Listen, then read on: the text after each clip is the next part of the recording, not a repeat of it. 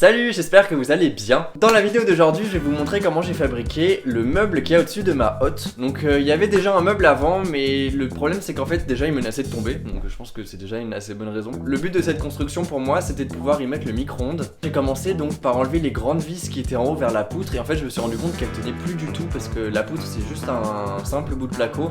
Donc en fait ça a été très mal fait. Désolé papa si tu passes par là. Je sais pas si vous voyez comment fonctionnent des meubles de cuisine, mais c'est toujours tout simple. En fait c'est un rail qui est vissé dans le mur, et ensuite les meubles sont d'une certaine façon clipsés sur le rail. Donc ce que j'ai fait, c'est que j'ai déclipsé le meuble du rail qu'il y avait. Je me suis rendu compte qu'un des deux ne tenait pas du tout. Et quand je vous dis pas du tout, c'est pas du tout. Donc j'ai dévissé celui qui tenait plus et j'ai enlevé aussi l'autre. Ensuite j'ai tout rebouché les trous dans le mur. J'ai mis une couche partout, et une fois que j'avais bien fait ça, j'ai poncé. Et ensuite j'ai remis du tissage, j'ai reponcé, j'ai passé un coup de peinture. Ensuite ce que j'ai fait au niveau du mur, c'est que j'ai baissé le trou où sortait le tuyau de la hotte parce que ça me gênait au niveau des étagères que je voulais mettre à l'intérieur, et je trouvais ça plus intéressant de le caler vraiment en dessous. Et le trou que j'avais dans le mur, je pense que au début je voulais le reboucher en remettant du placo ou aller acheter une plaque de plâtre et tout. Là je me suis rendu compte que ça servait à rien vu qu'il y avait le meuble devant. Et ensuite en démontant le meuble, j'ai récupéré la planche du dessous pour garder toujours la même largeur. J'ai rajouté 3 cm de profondeur pour que une fois que je mette le micro-ondes à l'intérieur, en mettant la porte puisse fermer, parce que sinon il y avait ces 3 cm qui m'empêchaient de fermer la porte et ça aurait été vraiment moche.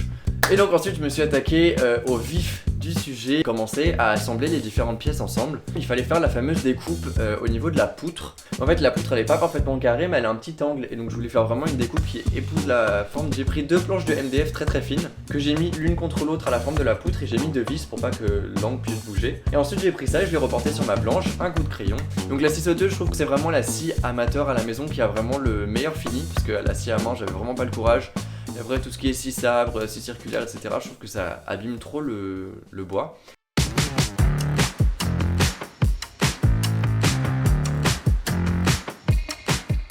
Donc ensuite j'ai rassemblé tout le meuble ensemble, mis les découpes et tout. Donc là vous voyez il a une forme un petit peu en L en haut pour vraiment se mettre au niveau de la poutre. Et que j'ai mis les fixations à l'intérieur de mon meuble. Donc c'est les espèces de crochets qui vont venir se fixer sur le rail qui est contre le mur.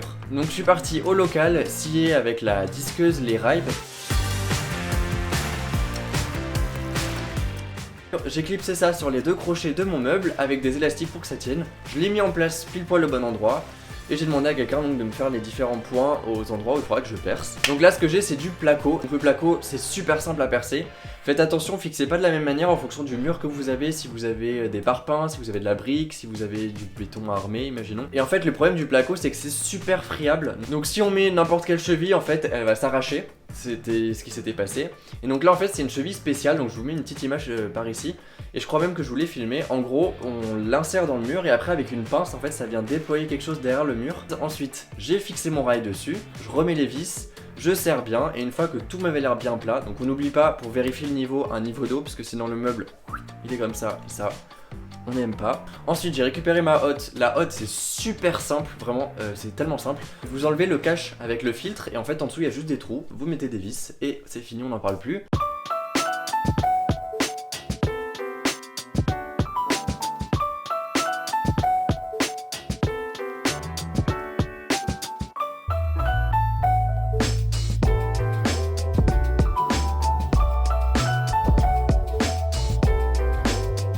Je suis en train de faire le montage et je me rends compte que je vous ai pas dit, en fait les portes de placard, c'est pas moi qui suis allé essayer une planche en magasin, parce qu'en fait elles ont une belle finition bien mat, et en plus de ça c'est pas des simples champs plats comme sur les autres meubles que j'ai fait, c'est vraiment un arrondi du bois, et ça c'est vraiment quelque chose que je peux pas faire moi-même. J'ai hésité à juste scier une planche et à mettre des champs plats, mais en fait je trouve que vraiment le rendu avec une porte c'est beaucoup mieux. Donc moi j'ai acheté cette porte là que du coup je vous avais dit j'ai dû scier vu que le meuble il est sur mesure, et je l'ai acheté à Leroy Merlin, et sincèrement ils ont mis 10 jours à la recevoir, mais je suis trop content du résultat. Donc naturellement j'ai dû l'acier, donc là le rond je peux plus l'utiliser, donc je vais être obligé de le refaire. Donc je vous filmerai tout ça, je le ferai plus tard mais je vous filmerai tout ça. Et en fait le problème avec cette porte c'est que si je la mets à cet endroit là ça va taper dedans. Bon les gars, désolé ma tête, je rentre du ski et en fait je voulais vous faire la vidéo pour vendredi, donc du coup je me suis dépêché et tout. Et je voulais mettre la porte, puisque j'ai pu enlever les rails. Bon, ça laissait des énormes trous, du coup déjà ça c'est pas cool. Et je voulais faire ça parce que là je suis super just niveau temps, et je voulais vous faire genre le reveal entre guillemets, que vous puissiez voir le meuble avant. Et j'ai percé mon parquet et la porte neuve.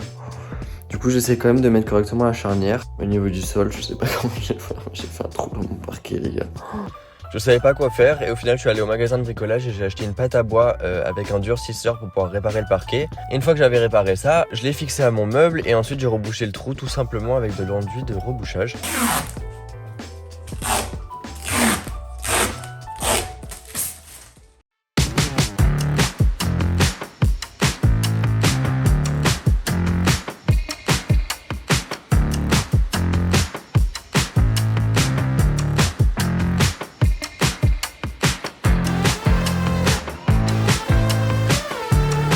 Donc je vais pas vous le cacher, même si j'ai un peu eu des complications avec la porte, je suis trop content de mon meuble. Je trouve qu'il est vraiment cool pour un meuble de cuisine que j'ai fait moi-même, donc peut-être que je pourrais faire une cuisine entière, je sais pas. Et voilà, la vidéo je l'arrête ici, j'espère qu'elle vous a plu. N'hésitez pas à me dire ce que vous voulez que je construise ou si vous avez un DIY en tête que je pourrais reproduire en vidéo. Mon rêve, ce serait d'acheter une petite maison ou un petit appart à rénover et de vous filmer ça en vidéo. Vraiment, je trouverais ça trop cool. Bah dites-moi ce que vous en pensez, même si je pense que malheureusement ce serait pas avant bien 1 ou 2 ans. Merci d'avoir regardé jusqu'ici, n'hésitez pas à mettre un petit pouce bleu ou à vous abonner pour me soutenir, ça m'aiderait beaucoup. Merci beaucoup, à la semaine prochaine, vendredi 17h pour une nouvelle vidéo. D'ici là, prenez grand soin de vous, salut!